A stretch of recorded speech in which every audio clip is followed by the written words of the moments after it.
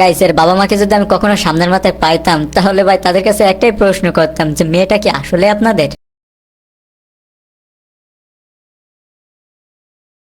বৃষ্টির দিনে ঠান্ডা আবহাওয়া আর সঙ্গে আমার সোনা। বৃষ্টির দিনে ঠান্ডা আবহাওয়া আর সঙ্গে আমার সোনা।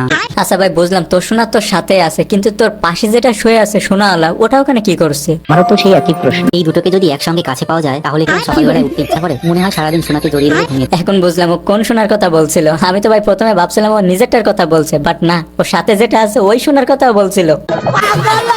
ফ্রেশ হয়ে বেরিয়ে পড়লাম রাস্তা থেকে কিছু গাছ আনার জন্য। এই গাছগুলো আমরা আগের দিন দেখে গেছিলাম। আর হ্যাঁ, তোমরা হয়তো জানো না, আমি ভীষণ গাছ প্রেমী। গাছ দিয়ে ঘর সাজাতে আমরা দুজনই ভালোবাসি। সে তো বুঝতে পারছি, তোমার গাছ পছন্দ হবে এটাই স্বাভাবিক, কারণ ওই যে তুমি ডালে ডালে বাড়ি করো। আজ যে গাছগুলো তুলে নিয়ে এসেছি এই টবগুলোতে ওই গাছগুলো বসাবো। রাতে খাওয়া দাওয়া শেষ করে আমার সোনা বসে পড়লো এর বাসন মাজার জন্য। ওরে তোদের সোনার মায়েরে বাপ ভাই, আমারে কেউ এসে একটু মারেন যে ও শোনা শোনা করছে কিভাবে, মানে আমার এটা দেখে ভাই মাথা ঘুরতেছে। বিশ্বাস করেন ভাই মাথা ঘুরতেছে। আর মুখ থেকে এমন জিনিস, চ্যানেলের কথা ভেবে, শুধুমাত্র চ্যানেলের কথা ভেবে আমি মুখ থেকে কোনো কিছুই বের করছি না। তো গ্যাস আপনাদের তো বারণ করছি না, আপনাদের তো কোনো সমস্যা না, কমেন্টে বলেন কি বলবেন, কমেন্টে জানি।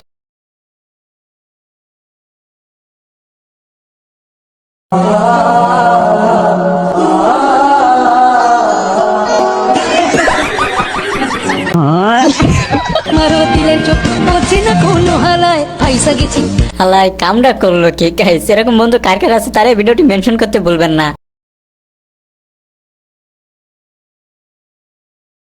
হ্যালো এভরিওয়ান, কি অবস্থা? কেমন আছেন সবাই? আশা করি সকলে অনেক ভালো আছেন। তো গাইস আজকে আবার নিয়ে চলে আসলাম অস্থির বাঙালি আরো একটি মজার পর্ব, যেটি দেখলে আপনারা 100% মজা পাবেন। তাহলে দেরি কেন, চলুন শুরু করা যাক।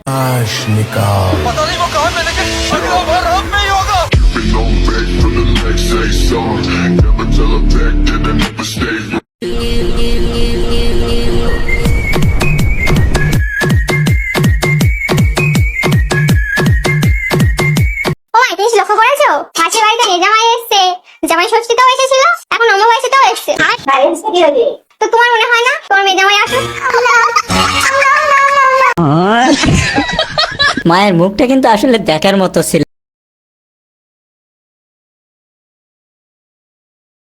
কেমন হয়েছে পরীক্ষা?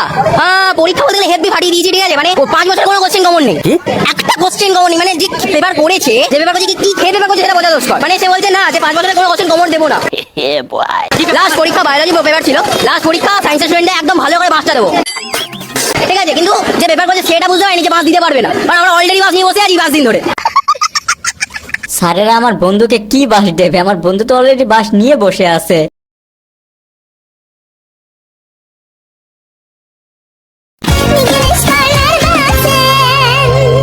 রুকো যারা,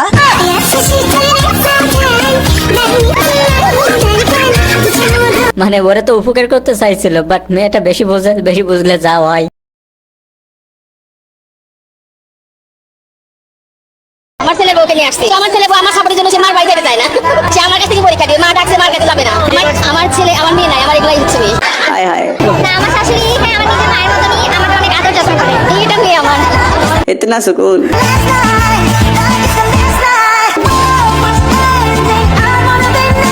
প্রত্যেকটা বউ শাশুড়ির সম্পর্ক ঠিক এমন হওয়া উচিত।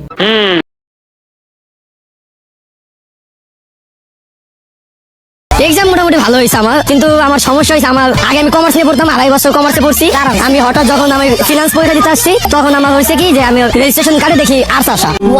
আমি তখন বুঝি নাই, আমার তখন তো অবস্থা খারাপ, আমি কি করবো বুঝতেছি না। তখন যখন এমসিকিউ 5 মিনিট বাকি, আমার একটা সিদ্ধান্ত নিলাম যে আমি আর্টসই পরীক্ষা দিব। কারণ ম্যামও আমাকে একটু ইন্টারেস্ট দিল যে তুমি দিতে পারবা, তুমি পাস করবা ইনশাল্লাহ। আমিও নিলাম। তারপর 2 দিন পরে আমি আবার দিলাম পরিণতি। আচ্ছা, ভূগোল আর কোনোদিন বন্ধ পেলাম না, ভূগোল দিলাম, ভূগোলটা আমার মোটামুটি ভালো হয়েছে। কিন্তু এখন ইনশাল্লাহ আল্লাহর ভরসা যদি পাস করি তাহলে তো ভালো।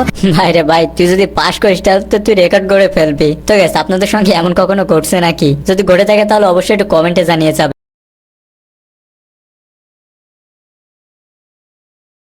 এই পরীক্ষা কেমন হয়েছে? আলহামদুলিল্লাহ ভালো হয়েছে। কথা একটু আস্তে আস্তে আসতে কেন? কত ভালো হয়েছে। কত মার্ক কম পাবা? মানে কত মার্কের অ্যান্সার দিতে পারো না জন্য মন খারাপ? 4 ব্যাডি মানুষ ভাই, কিচ্ছু বলার নাই। মানে 4 মার্কের অ্যান্সার দিতে পারে না তাই না এর মন খারাপ। আর ভাই আমাদের টেনে টুনে 33 পেলে তো খুশি।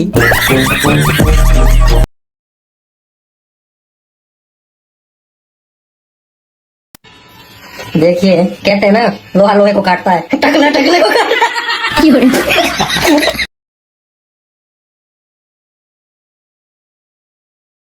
ডানে চাপে বাইরে চাইকে যাইগে একটু সামনে ডানে লইয়া বামে চাইপে জায়গা একটু সামনে ডানে লইয়া বাইরে চাপে যাইগে একটু সামনে ডানে লইয়া বামে চাইপে যাইগে একটু সামনে জায়গা একটু সামনে, হ্যাঁ। আর যাই হোক না কেন আমাদের হিরো আলম ভাইয়ের গান শুনলে কিন্তু মন খারাপ থাকলে মনটা ভালো হয়ে যায়, কি বলেন?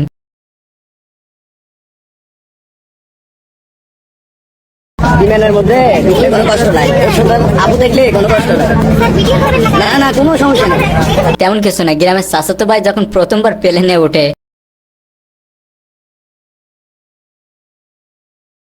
রাজন, হ্যাঁ, আমরা কত ফিট উপরে খাবার খাচ্ছি? ওই 30,000 ফিট উপরে খাবার খাচ্ছি। এখানে খাবার পাইলে কেমনে?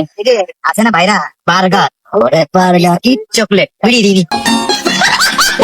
প্লেনের ভিতরে যদি বিড়ি খাওয়ার রাইট থাকতো তাহলে অবশ্যই ভাই আপনারা বিড়ি দিত।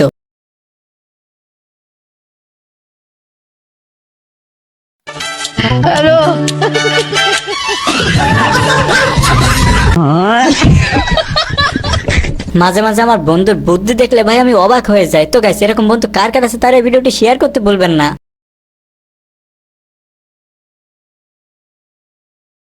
আমরা এই মুহূর্তে এখানে অবস্থান করছি ফিলিস্তিনের জন্য এবং ইরানকে সংহতি জানানোর জন্য, কারণ এই মুহূর্তে ইরানকে সংহতি জানানো আমাদের মানবিক দায়িত্ব এবং ইমানি দায়িত্ব।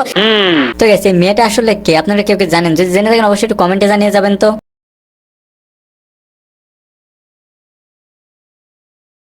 যুবক যারা বিদেশে থাকো বউ রাইকা, তাদের জন্য এই ওয়াজটা শোনা দরকার। আর বিদেশে যাইয়া ভিডিও কলে বউ কাঁদবে, তুইও কাঁদবি। বউ বলবে আসো যান, তুই বলবি একটু অপেক্ষা কর। তো গাইস, এই ভিডিও ক্লিপটি শুধুমাত্র ইউজ করছি মজার জন্য, আমি কিন্তু কোনো প্রবাসী ভাইদেরকে ছোট করি নাই।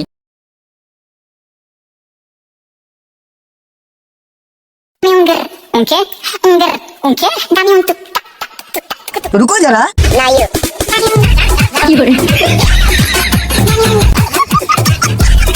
আচ্ছা, এর কি কোনো বয়ফ্রেন্ড নাই? আর যদি থেকেও থাকে তাহলে এইসব দেখার পরে এখনো কি টিকে আছে? তোমার জীবনের একটা সিক্রেট বলো যে এখন পর্যন্ত কেউ জানে না। আমার জীবনের একটা সিক্রেট যেটা এখন পর্যন্ত কেউ জানে না। ওকে, তাহলে বলেই দিচ্ছি। বলো। আমি যখন ছোট ছিলাম তখন আশিক বানায় গানটা অনেক দেখতাম। এটা আবার সিক্রেট হয় কেমনে? তুমি যে ছোটবেলায় শুধু আশিক বানায় গানটা না, আরো কত কি দেখে বড় হয়েছো সেটা তো আমরা জানি। এটা আবার সিক্রেট কি?